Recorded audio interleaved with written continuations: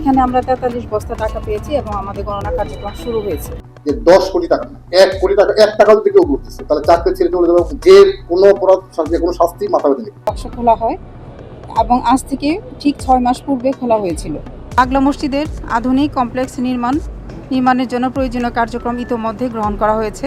2026 সালের বাংলাদেশ একের পর এক দুর্নীতি, ব্যাংক লুটপাট আর সিন্ডিকেটের খবরের ভিড়ে সাধারণ মানুষ যখন দিশেহারা, ঠিক তখনই দেশের ধর্মীয় প্রতিষ্ঠানগুলোর কোটি কোটি টাকার দান নিয়ে সামনে এলো এক বিস্ফোরক সত্য।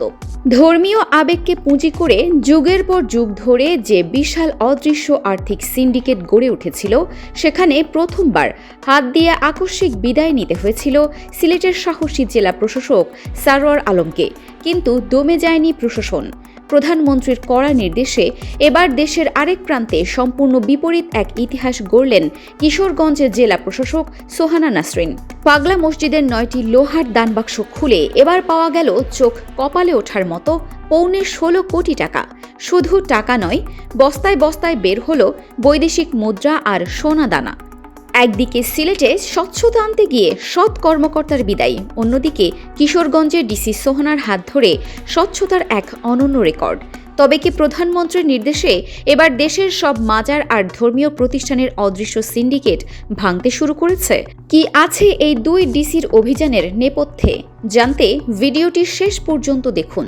কিশোরগঞ্জ জেলার সদর উপজেলায় নরসুন্দর নদীর তীরে অবস্থিত ঐতিহাসিক পাগলা মসজিদ এবং ইসলামিক কমপ্লেক্সের দেশের বিভিন্ন মাজার, দরগাহ কিংবা ধর্মীয় স্থানে বছরের পর বছর ধরে আমরা শুনে এসেছি, দানবাক্স খুললেই কোটি কোটি টাকা পাওয়া যায়। সাধারণ মানুষ নিজের মনের আকুতি থেকে, বিশ্বাস থেকে তাদের কষ্টে উপার্জনের টাকা এই দান বাক্সগুলোতে দান করেন। কিন্তু কখনো কি ভেবে দেখেছেন এই বিপুল পরিমাণ টাকার শেষ গন্তব্য কোথায়? কার হাতে যায় এই টাকা? কিভাবে খরচ হয়? এর কোনো সুস্পষ্ট জবাব বা হিসাব কি সাধারণ মানুষ কখনো পেয়েছে? না, পায়নি। আর ঠিক এই অন্ধকার জায়গাতেই প্রথমবারের মতো আলো ফেলেছিলেন সিলেটের আলোচিত সাবেক জেলা প্রশাসক সারোয়ার আলম। তিনি এমন এক সাহসী পদক্ষেপ নিয়েছিলেন যা বহু বছরের গোপন বাস্তবতাকে দেশবাসীর সামনে পুরোপুরি উন্মুক্ত করে দিয়েছিল। সারোয়ার আলম কার্যত প্রমাণ করেছিলেন, যুগের পর যুগ ধরে মানুষের ধর্মীয় আবেগকে পুঁজি করে গড়ে উঠেছে এক বিশাল এবং শক্তিশালী মাফিয়া সিন্ডিকেট, যেখানে রাজনীতিবিদ, প্রশাসনের কিছু অসাধু ব্যক্তি, মাজারের বংশানুক্রমিক খাদেম এবং স্থানীয় প্রভাবশালী গোষ্ঠী সবাই মিলে এই কোটি কোটি টাকার অদৃষ্ট প্রবাহের ওপর নিজেদের একচ্ছত্র নিয়ন্ত্রণ প্রতিষ্ঠা করে রেখেছে। সাধারণ মানুষের দেওয়া অর্থ মানুষের কল্যাণে নয়, বরং চলে যাচ্ছিল একটি অদৃষ্ট ক্ষমতাশালী চক্রের পকেটে।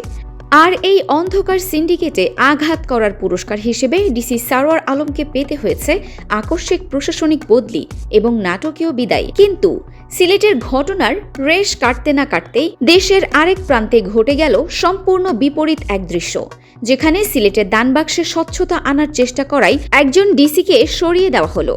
ঠিক তার কয়েকদিন পরেই কিশোরগঞ্জে আরেক জেলা প্রশাসক একই ধরনের স্বচ্ছ রাষ্ট্রীয় ব্যবস্থাপনার মাধ্যমে পুরো দেশকে তাক লাগিয়ে দিয়েছেন। তিনি কিশোরগঞ্জের বর্তমান জেলা প্রশাসক এবং পাগলা মসজিদ পরিচালনা কমিটির সভাপতি সোহানা নাসরিন। গত শনিবার 27 জুন কিশোরগঞ্জের নরসুন্দা নদীর তীরে অবস্থিত ঐতিহাসিক পাগলা মসজিদে সকাল 7টা থেকে শুরু হয় এক বিশাল প্রশাসনিক কর্মযজ্ঞ। জেলা প্রশাসক সোহানা নাসরিনের সরাসরি উপস্থিতিতে একে একে খোলা হয় মসজিদের 9টি বিশাল লোহার দান বাক্স। বাক্সগুলো খোলার পর চারদিকে শুধু টাকার পাহাড়, বস্তার পর বস্তা ভর্তি হয়ে বেরিয়ে আসতে থাকে টাকা। মাত্র 6 মাস আগে এই দান বাক্সগুলো খুলে পাওয়া গিয়েছিল প্রায় 11,78,00,000 টাকা। আর মাত্র আধা বছরের ব্যবধানে মানুষের বিশ্বাসের গভীরতা প্রমাণ করে এবার দানবাক্সে 43টি বড় বস্তা ভরে টাকা পাওয়া গেছে। টানা 13.5 ঘন্টার ম্যারাথন গণনা শেষে রাত 8:30টায় যখন আনুষ্ঠানিক ঘোষণা আসে, তখন পুরো দেশ স্তব্ধ হয়ে যায়। এবার পাওয়া গেছে মোট 15,90,80,146 টাকা। শুধু কি বাংলাদেশি টাকা? না, এর সাথে মিলেছে বিপুল পরিমাণ মার্কিন dollar, British pound, Saudi Real এবং বস্তা ভর্তি সোনা ও রূপার অলংকার। এই বিশাল পরিমাণ অর্থ গণনা এবং তার নিরাপত্তা নিশ্চিত করতে ডিসি সোহানা নাসরিন যে মডেল দেখিয়েছেন তা পুরো দেশের জন্য একটি অনুকরণীয় দৃষ্টান্ত।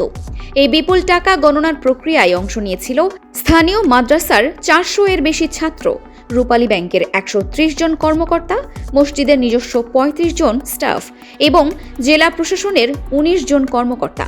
কিন্তু সবচেয়ে গুরুত্বপূর্ণ বিষয় ছিল এর নিরাপত্তা ও স্বচ্ছতা ব্যবস্থা। পুরো কার্যক্রম সরাসরি তদারকি করেছেন 13 জন নির্বাহী ম্যাজিস্ট্রেট। আর নিরাপত্তার চাদরে ঢেকে রাখতে দায়িত্বে ছিলেন 40 জন পুলিশ সদস্য, র্যাবের এলিট ফোর্স এবং 20 জন আনসার সদস্য। অর্থাৎ সাধারণ মানুষের দেওয়া একটি টাকাও যাতে এদিক ওদিক হতে না পারে তার জন্য রাষ্ট্রের পুরো প্রশাসনিক কাঠামো মাঠে উপস্থিত ছিল। এখানেই তৈরি হয় সিলেটের সঙ্গে কিশোরগঞ্জের সবচেয়ে বড় পার্থক্য। কিশোরগঞ্জে দানবাক্স খোলা থেকে শুরু করে ব্যাংকে টাকা জমা হওয়া পর্যন্ত প্রতিটি ধাপ সম্পূর্ণ স্বচ্ছ এবং সরাসরি রাষ্ট্রীয় তত্ত্বাবধানে পরিচালিত হয়। কিন্তু সিলেটের ঐতিহ্যবাহী হজরত শাহজালাল রহমতুল্লাহ আলাইহি মাজারে বছরের পর বছর ধরে চলা কোটি কোটি টাকার দানের কোনো কার্যকর এবং স্বচ্ছ রাষ্ট্রীয় হিসাবই ছিল না। অনেকেই প্রশ্ন করতে পারেন, কেন পাগলা মসজিদের সভাপতি একজন জেলা প্রশাসক হন? এই উত্তর লুকিয়ে আছে ইতিহাসে। 80-র দশকের শেষ দিকে এবং 90-এর দশকের শুরুতে পাগলা মসজিদের দানের পরিমাণ যখন অস্বাভাবিকভাবে বাড়তে শুরু করে, তখন স্থানীয় কিছু প্রভাবশালী মহল এবং অসাধু ব্যক্তিদের বিরুদ্ধে টাকা আত্মসাতের অভিযোগ ওঠে। মানুষের ধর্মীয় আবেগকে কেন্দ্র করে যাতে কোনো মাফিয়া গোষ্ঠী বা সিন্ডিকেট তৈরি হতে না পারে, সেই লক্ষ্যে সরকারের নির্দেশে একটি শক্তিশালী পরিচালনা পর্ষদ গঠন করা হয়। সিদ্ধান্ত হয়, পদাধিকার বলে জেলার বর্তমান ডিসি হবেন এই কমিটির সভাপতি। এই ব্যবস্থার ফলে কোনো ব্যক্তি, পরিবার বা স্থানীয় সিন্ডিকেট কখনোই এই অর্থের উপর একচ্ছত্র নিয়ন্ত্রণ নিতে পারেনি। প্রতিটি টাকার অডিট হয়, সব টাকা সরাসরি ব্যাংকে জমা হয়। সরকারি হিসেবের বাইরে একটি টাকাও বের হওয়ার কোনো সুযোগ নেই। ডিসি সারোয়ার নাসরিন স্পষ্ট জানিয়ে দিয়েছেন, এই অর্থ কোনো ব্যক্তিগত কাজে ব্যবহার করা যায় না।